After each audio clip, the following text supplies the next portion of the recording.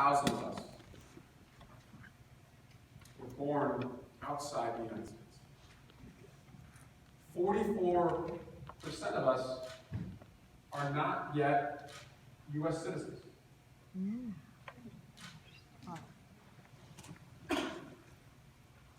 And if people came here from another land or they have a skin color that's not white, they have really good reasons right now to be afraid.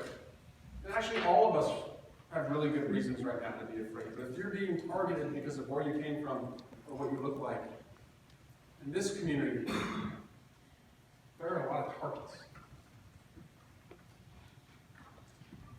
But we know that that's all bullshit. We love each other. We do love each other. We fall for that crap. Yeah. And that's what's really lucky about us. We do. Why we might not be sensitive to why so many people are so hateful. Because we see the good of people. Yep. We don't buy into the bullshit and the stereotypes. So people can be who they are and we thrive.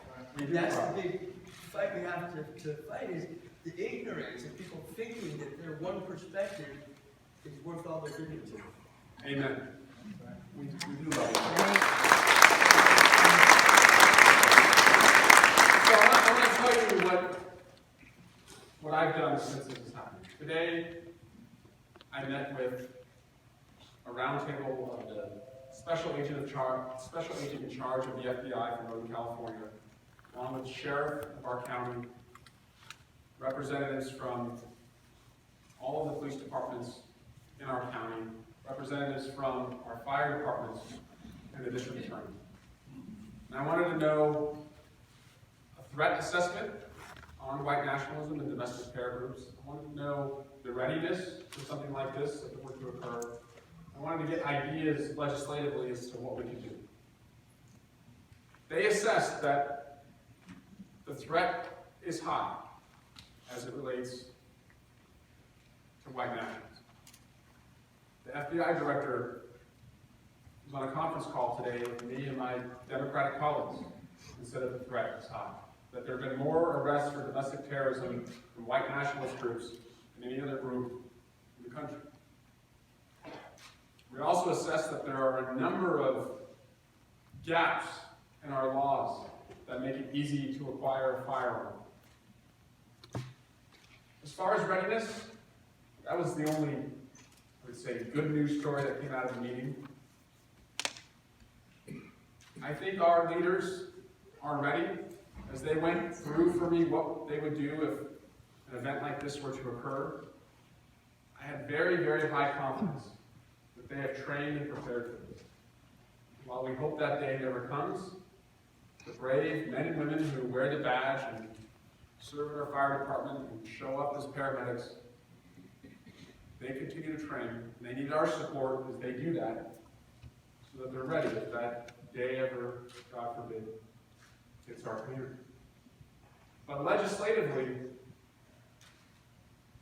we also need to act. In the first 100 days of this past Congress, we passed background checks. Universal background checks on every firearm purchase. It passed with a bipartisan vote in the House of Representatives. We need that bill immediately to come up for a vote in the Senate. Immediately. Good luck. Moscow Mitch. Sorry. We also need the Department of Justice to do all they can to monitor, interdict, and prosecute violent white nationalist groups across the country. We need to change our domestic terrorism laws so that they are better able to surveil and prosecute anyone who would allow their hate to lead to violence. But I also believe this is an opportunity for us to see background checks not as the ceiling, but as the floor. To finally in America ban and buy back every single assault weapon.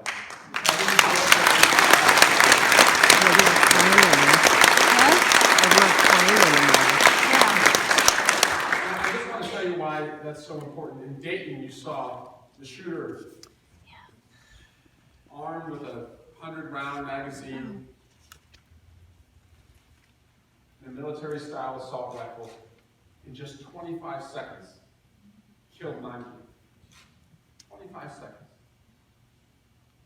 Trauma surgeons have described to me the difference between most rounds that would come from a pistol or a shotgun and what they see when someone is the victim of an assault rifle round. The round oftentimes flies twice as fast. It's so explosive, they said it just leaves the victims with very little chance of survival. The feature on the assault rifle that makes it so different, it has a pistol grip. It allows you to take a powerful long rifle and just spray a crowd indiscriminately. And while most of my colleagues support an assault weapons ban, that ban only bans future sales. So it would leave 15 million assault weapons in our communities. And I'd say that's too many. And it's not an original idea to buy back the 15 million that are out there. Australia did this after just one mass shooting, where over 30 people were killed. They've had nothing close to that since. And New Zealand, as they were burying their dead after a mosque shooting, they already acted and passed a ban and buyback. Again, these solutions are not beyond our imagination. Finally, I just want to say that in many communities, the cause of gun violence is in part access to firearms, but it's also hopelessness. I was on the south side of Chicago, in the community of Englewood, a community that sees dozens of shootings every week. I was talking to a mom who had taken over a couple blocks, and she had some houses condemned where no one was living. They were just being used as drug houses. And she put a couple of storage containers on each site, turned them into pop-up kitchens and pop-up classrooms to create a sense of community. But she told me, she said, you all count these as murders. She said, they're also suicides. I said, what do you mean? Because I had worked in Oakland as a prosecutor. I felt like I understood a lot of the root causes of violence, having interviewed people who had pulled the trigger, people who had watched someone pull the trigger, family members, and people who had survived a gunshot. I thought I understood. I said, what do you mean?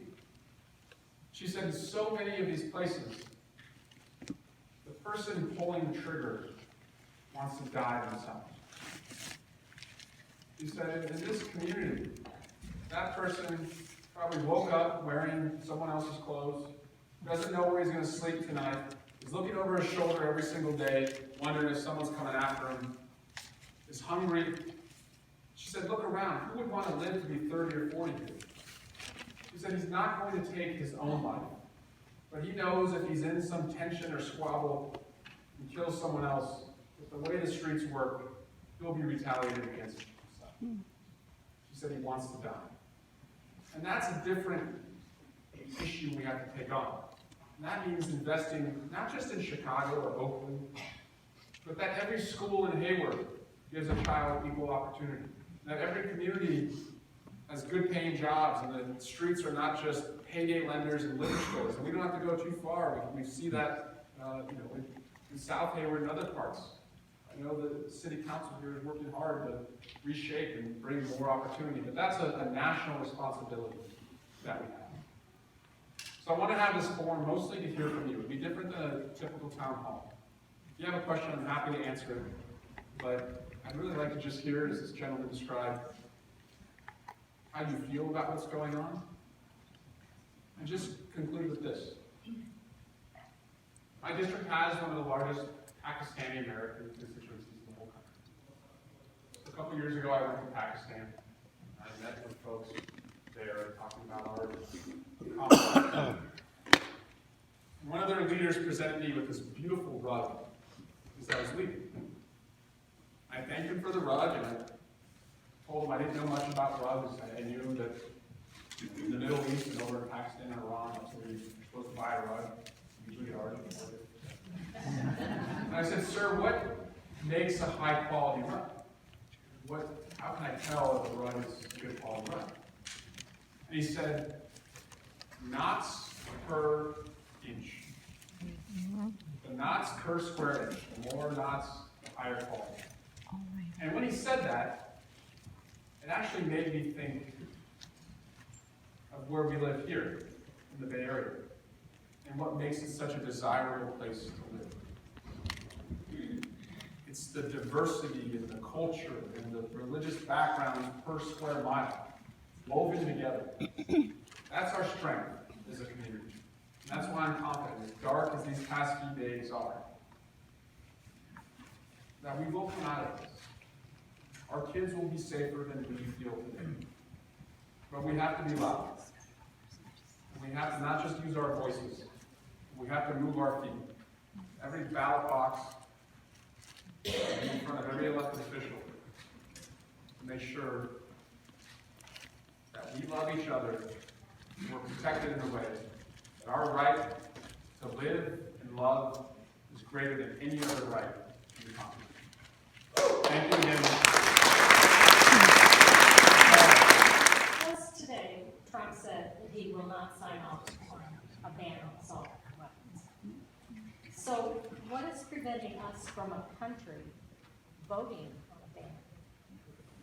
So, I mean, it shouldn't be the NRA that's making that decision. right. The country should make that decision, and I think a ban would pass. So what I think we can do, so California has an assault weapons ban in place, meaning that we didn't ban weapons that were already manufactured. So again, this is where I think states like, progressive states like California that have background checks on ammunition and limitations on magazine capacity, where we could lead the way first by starting to do not just a ban, but a buyback. But again, we're only as safe as the states around us. And with all due respect, the gentleman who spoke earlier, where you said the rest of the country is not California and New York. Eventually, the rest of the country becomes California and New York. Like, our laws are always forward-looking, and whether it's on the environment, whether it's on tobacco, whether it's on, I believe, gun safety, the rest of the country usually catches up. And so I think this is just an instance where California's going to have to continue to lead, and the rest of the country will catch up. That's the beauty of this country.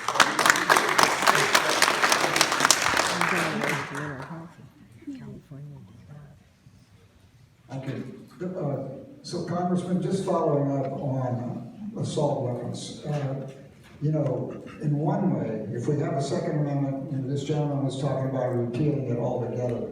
What about the possibility of some type of an amendment there? I mean, if you could get the consensus going to have that as part of the Second Amendment, where certain types of weapons are no longer allowed, period. The other thing is, I'd like to know what kind of thought you've given to developing a general consensus in the population of, we're talking about how people want Medicare for all, they want gun reform. What are your ideas as far as nationwide getting a general consensus in the population to do away with assault weapons, which would in turn put the pressure on all members of Congress?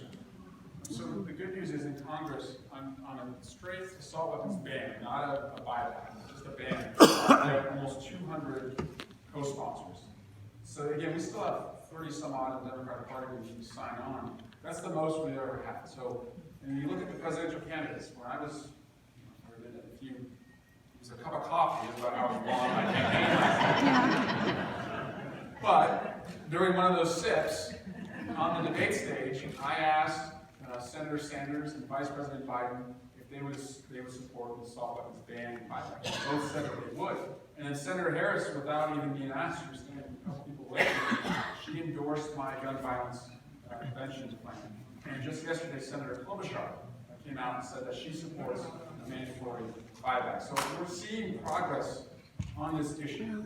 And again, I think California can lead, continue to elect members of Congress who support the ban. Again, we've seen Mike Turner in Ohio make that evolution. That's encouraging and maybe a canary in the coal mine where the Republicans have the right pressure to put on. But the next constitutional amendment I think that we need, frankly, ERA. is what the Equal Rights Amendment, which is already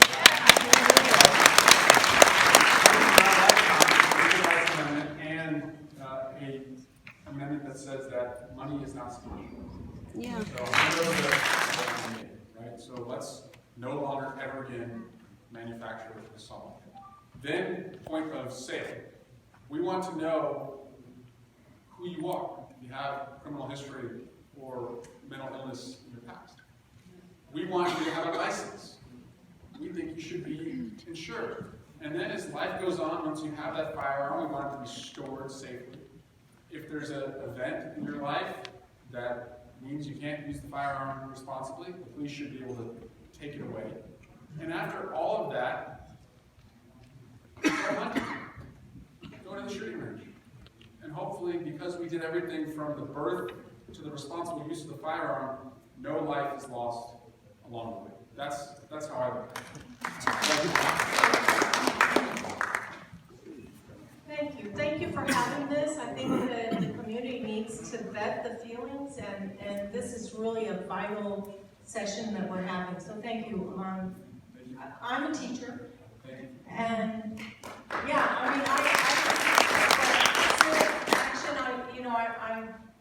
I am unhappy why we're here, but I'm glad that we're here and participating in our own lives, in our community.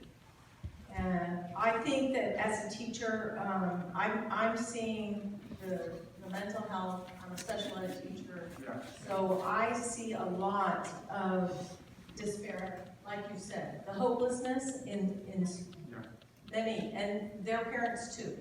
So this is a mental health issue in my mind. The gun doesn't pull its own trigger. The sick person pulls the trigger.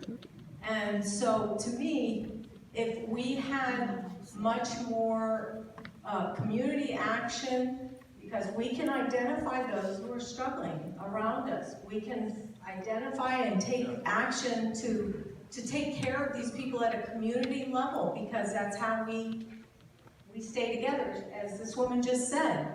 You know, we know each other. I don't see it as a white, Kate Stanley was killed by an illegal.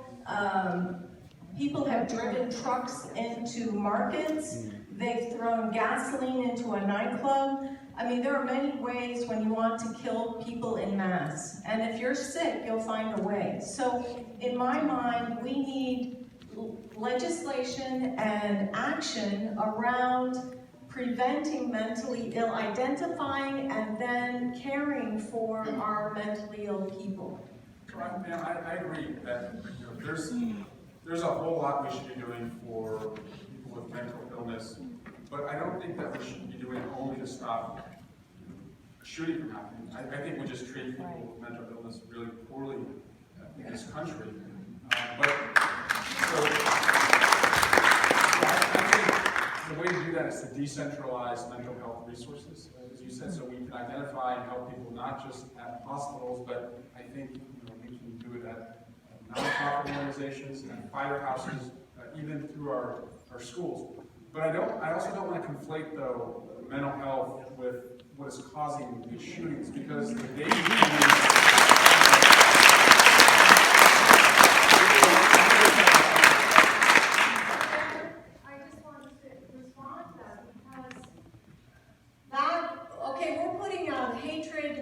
white nationalism. Hatred is it's a sickness. It's just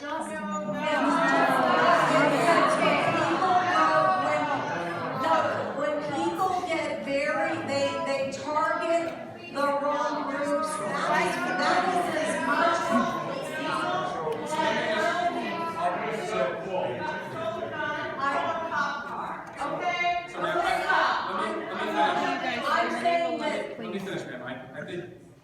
I'm just saying, hate gets into the heart of people that are sick, and it turns, and it's a mental thing as much. It's not a race. It's a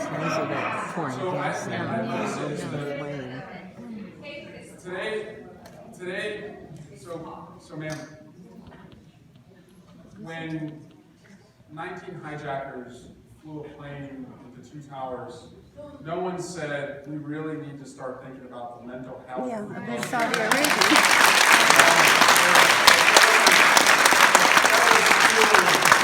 That was fueled by hate. And so I think we have to recognize that when you have hate, when you have access to firearms, the result can be deadly. Now, in some of these cases, yes, mental health may be the issue.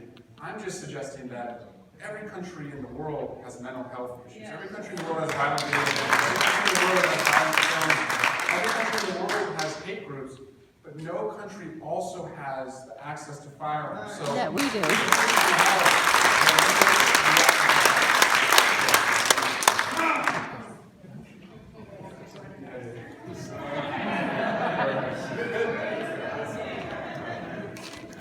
Hello, thank you for holding this city council get together. I really appreciate it.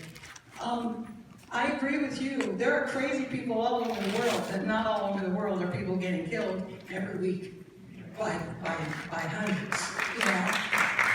My comment is, I've been, reading on nextdoor.com, conversations about this, and people are talking about not going to their church, finding a church that has an armed guard. That to me is just so completely backwards about, if you critically think about it, what are you gonna do? Go to the armed guards at the movies and the armed guards at the bar, And I don't know what we can do to teach people just what you said. It's not just about hate. Hate is an illness. But people hate all over the world, and they don't kill each other all over the world the way we do. And what can we do so that people aren't afraid to go worship, and people aren't afraid to go to the movies, or wherever else, or go to school? I think we have time for a word about it. I'll come this way. I'll come.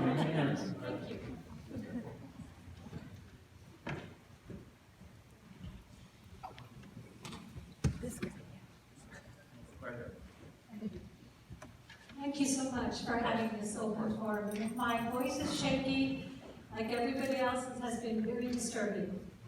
I think what I'm concerned about, yes, we need to put a stop to guns, but there have been, and correct me if I'm wrong in this, but there have been 217 shootings this year alone. Yeah. So there's been 250. Dayton was number 250. Mass shootings. Exactly. This year alone. 8 months. If we have a leader who espouses racism, who espouses telling people that they're violent and they're rapists and criminals, no wonder people are reacting this way, who are just waiting for an excuse. How do we stop this kind of rhetoric from a leader?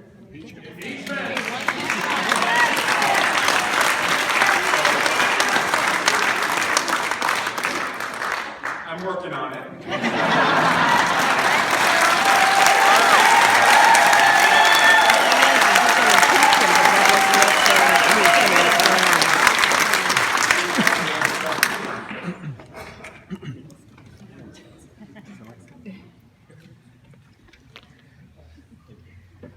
Thank you for calling me. One, I'd like to thank you for being a congressman. Yes.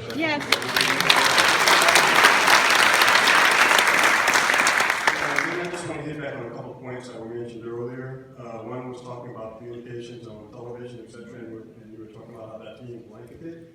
What about Fox? Because there's a bunch of ignorance going on Fox that's being spread. How do we get some common sense on Fox? Because there's a big audience here. If you just don't know what's going on. So that's one point.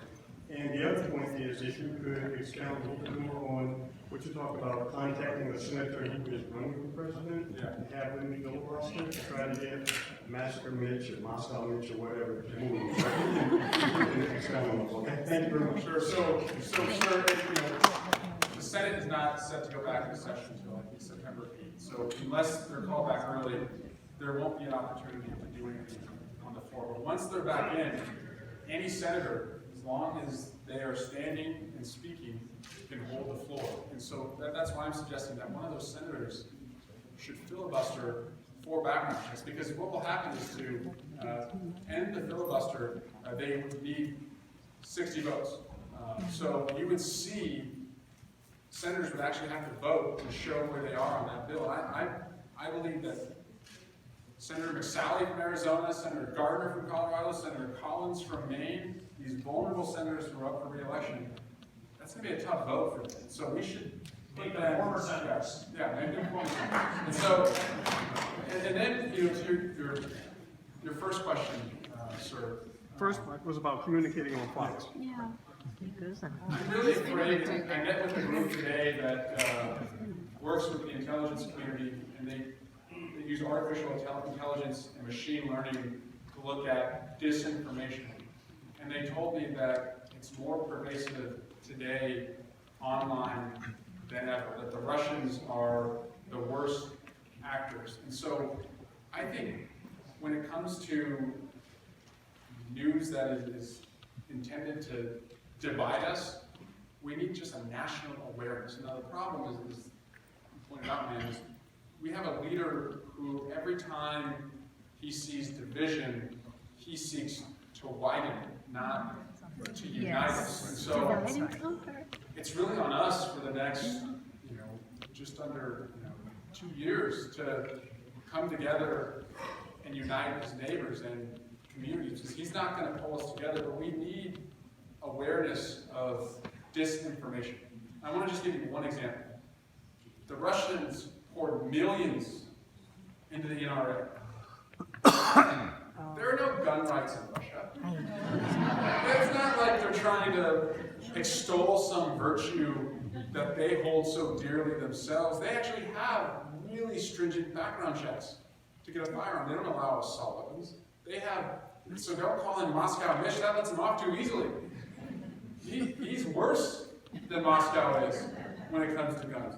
So why would the Russians invest so much money in the NRA? To just tear us apart, to just create these culture wars. So when it comes to Fox, when it comes to Facebook and the disinformation out there, I think we just have to really get that awareness. And then what we can do with the majority in the Senate, the right president, is to really start to intervene where a foreign intelligence service is trying to use our platforms for speech. We all have a right to free speech. The Russian intelligence service does not. Two more questions, then. I'll go to you.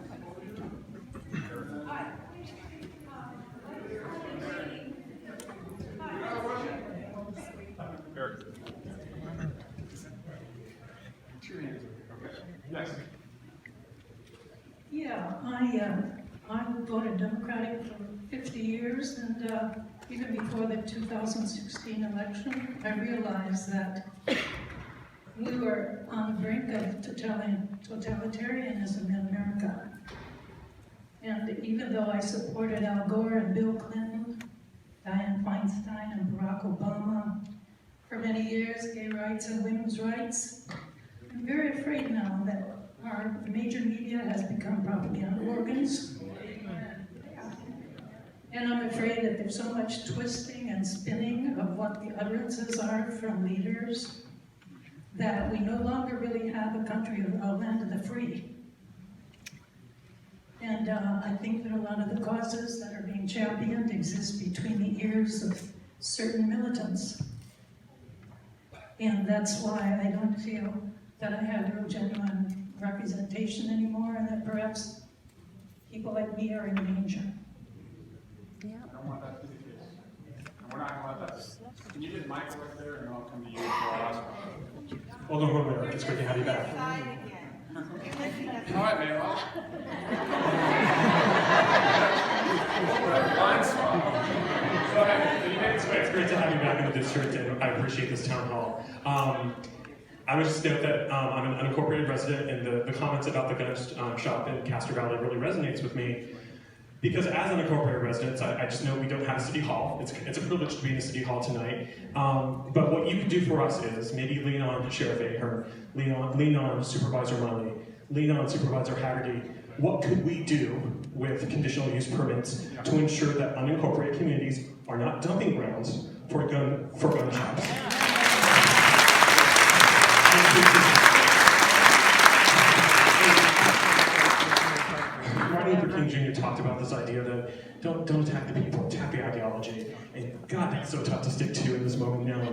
if you have any thoughts on how we can keep our cool, but also speak the truth, I could use it right now. You know?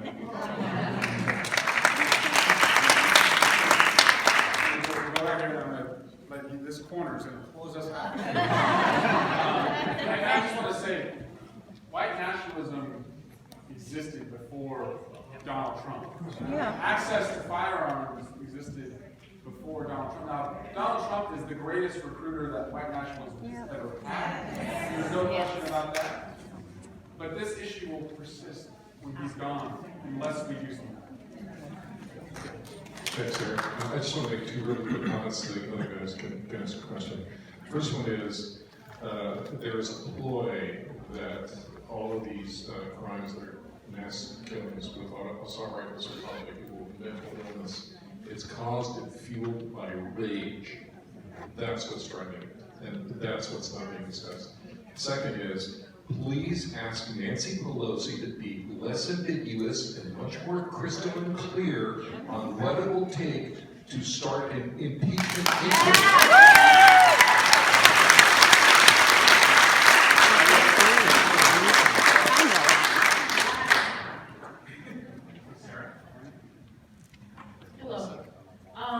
I'm speaking, first of all, I want to say I'm excited to see everybody. Like the sister said over here, I'm an African-American mother, and trust me, I get nervous a lot when my son goes out.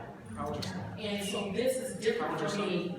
He's 21 and he's special needs. So they don't know it when you approach him, you know. So I have to think about that every day when he goes out. So seeing this is really different for me to see people that care enough to come out for gun violence. So I thank you all. I don't care what party you're in.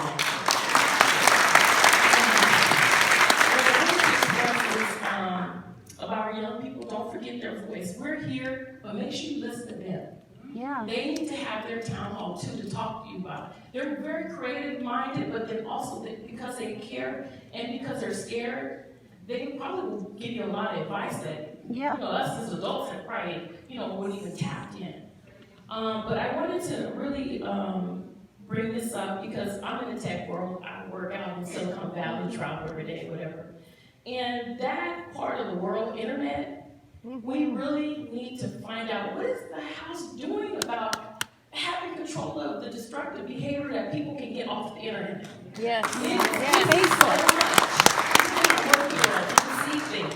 The only thing that I know that the internet can ban is like if your work is like, say, tobacco or gambling or whatever. But these kids and any person can actually purchase, like I said, the gun that it's horrible. A lot of people didn't know that. And where is it coming from? And you can't account for that. Those are things that we should have control of. And our government enough now, it's been long enough for you guys to have a type of visual in our internet.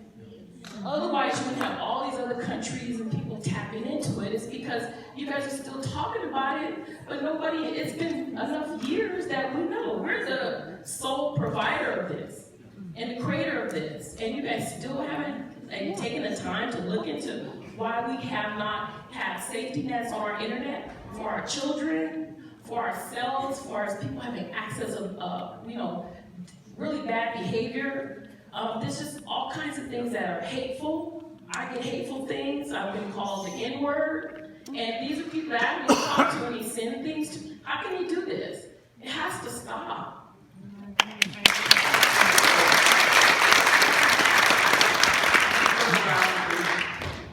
I've reached the time limit when we rented this hall where they were teacher elements. I want to ask our council members if they just want to give a mic for them.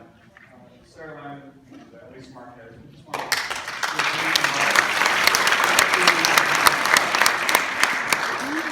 good evening, everyone. Councilmember Elise Marquez, I just want to thank the Congressman for putting this together. I know it was short notice, but based off the turnout, clearly all of us are mad, we're frustrated. So thank you for speaking tonight. I learned a lot. I came here to learn, to hear the concerns, and just know in Hayward, we've always had a legacy, no room for racism. We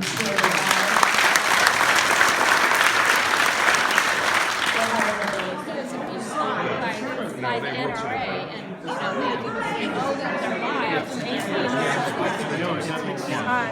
know, we really want to say something. A president has to be an issue of a council. The president and governors make it a priority of their states. It has in the states. I think